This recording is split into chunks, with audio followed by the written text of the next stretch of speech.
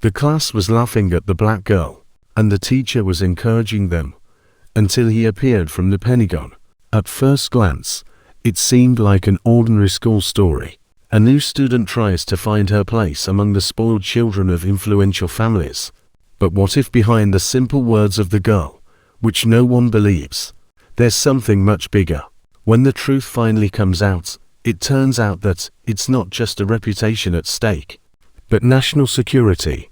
Corey Robinson noticed their looks the moment she stepped into the building of St. Clair Prep, with a backpack that wasn't designer and a jacket she had been wearing since last year. No one said a word, but everything was clear. St. Clair was not just a private school. It was a miniature version of the world where every name meant something, and last names carried more weight than grades. Children of senators, corporation owners, and people whose nannies had resumes better than many teachers studied there. Against this background, Corey, a black girl from a regular suburb, looked, to put it mildly, ordinary. She walked down the hallway trying to keep her back straight, as her dad taught her. Don't give them a reason to think you're less than they are. But when you are the only one not wearing Balenciaga sneakers, that's hard.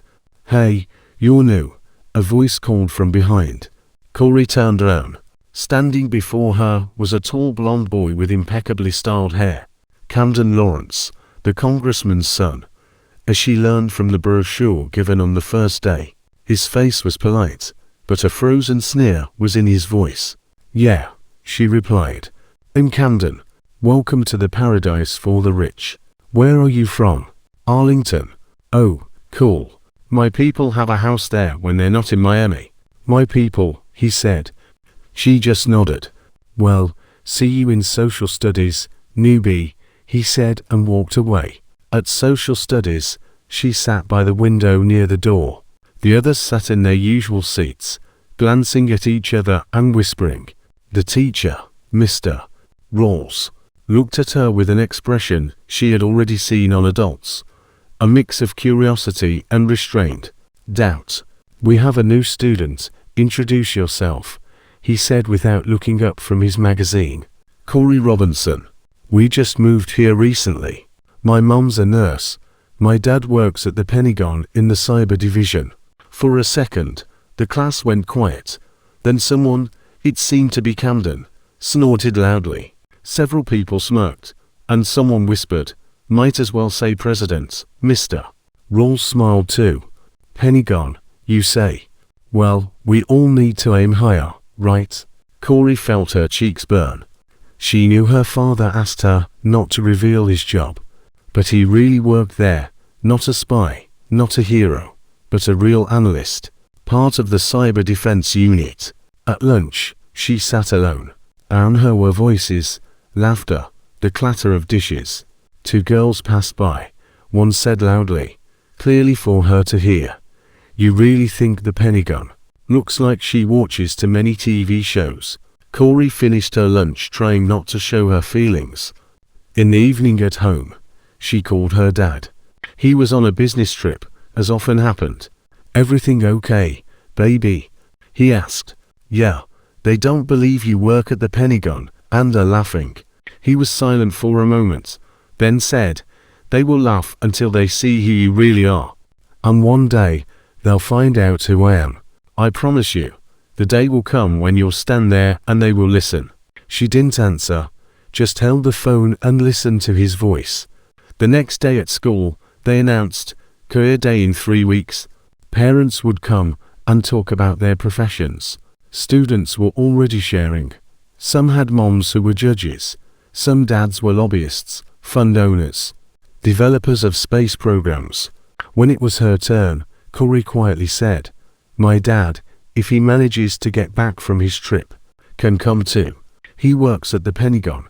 The teacher smiled faintly and wrote a question mark next to her name in the gradebook. Someone giggled again. At the classroom exit, Corey saw a sticker on her notebook. FBI on the way.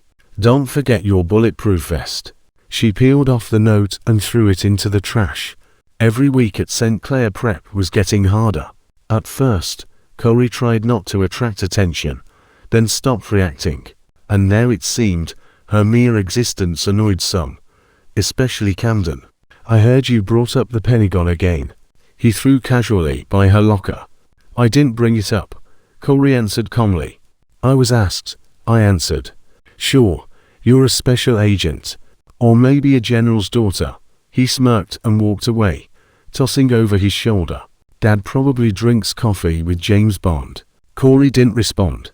She was used to this game, saying nothing directly but putting everything into the tone. Rumors spread through the school.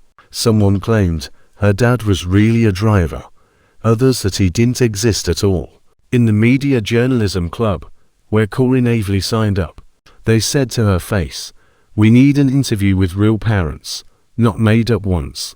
Sorry. She didn't apologize, just stood up and left. At history class, when they discussed government structures, someone from the back row whispered loudly, "Maybe Corey will explain everything to us. She's straight from the Pentagon."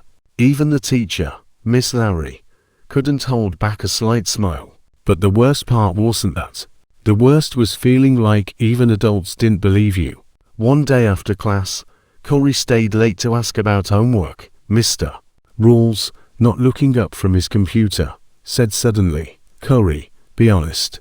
Is it true that your dad works at the Pentagon?" "Yes," she answered calmly. "Don't think him judging. Sometimes kids make things up to feel more confident. This is, of course, a high-level place." He emphasized the last word, as if hinting she didn't belong there. "He really worked there." She could bring him to career day. Mr. Rawls nodded reservedly. "All right then, I'll note it. Let him come. Should be interesting." But his voice didn't sound like someone who was looking forward to meeting someone important. More like someone bracing for exposure. That evening, Corey sat in her room staring at the blank tablet screen. Her mom worked the night shift. Her dad was in Maryland on a trip. He called yesterday, asked her not to worry and promised to return on time. But now she doubted if he would come. And if he didn't, no one would believe her. Or worse, they'd say he didn't come because he didn't exist. She sent him a short message.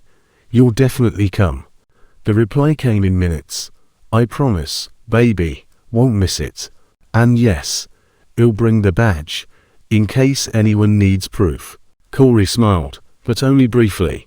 The next morning, a printout lay on her desk, a photo of a man in coveralls. Signed, "Here's your daddy, Pentagon janitor, also a job." Corey took the paper, carefully rolled it up, and hid it in her backpack. Someone was watching her reaction, but she gave no chance. At lunch, one girl sat with her, Leaf. They barely talked before. Leaf looked seriously at her. "You know, everyone thinks you made it all up. And you?" Corey decided to ask immediately. "I don't know, but if it's true, you're brave. If not, it was stupid to say anything. They don't forgive things like this." "It's true," Corey whispered. Leaf nodded and got up. "Then you better hope he shows up." A week left to career day. At the classroom door hung a list of participants, and next to Corey's name someone wrote by hand, "Or is he on a secret mission again?" Corey wiped the ink with her finger. The stain remained. When she came home, there was an envelope on the table, a Washington postmark. Inside was an official invitation to career day and a printed ID badge. James Robinson, Department of Defense. Her dad kept his word. She hung the badge on the wall above her desk. A reminder. Soon everything would change. The morning of career day didn't start with panic as it usually did before important events, but with silence. Everything in her head was strangely aligned. She got up before the alarm, put on a neat skirt ironed by her mom, a white shirt, and a cardigan. Dad promised to arrive by 11. His speech was 6th on the list. Everything had to go right. Even the bus wasn't late. The auditorium was crowded. Parents entered through a separate entrance, greeted by upperclassmen in formal suits. Each had a badge with a name and title. Corey looked around trying to find a familiar face. Her dad wasn't there. Nervousness. A voice near her. "Camden, everything all right?" "Yes," she answered. "I heard we have a special guest today." straight from the Pentagon, or from a Hollywood casting. You'll be surprised, Corey said calmly. Oh, I already am. Especially if he even shows up. He passed by without even glancing her way. On stage, parents spoke one by one. Sophia's dad talked about an oil company, Dylan's mom about lobbying work,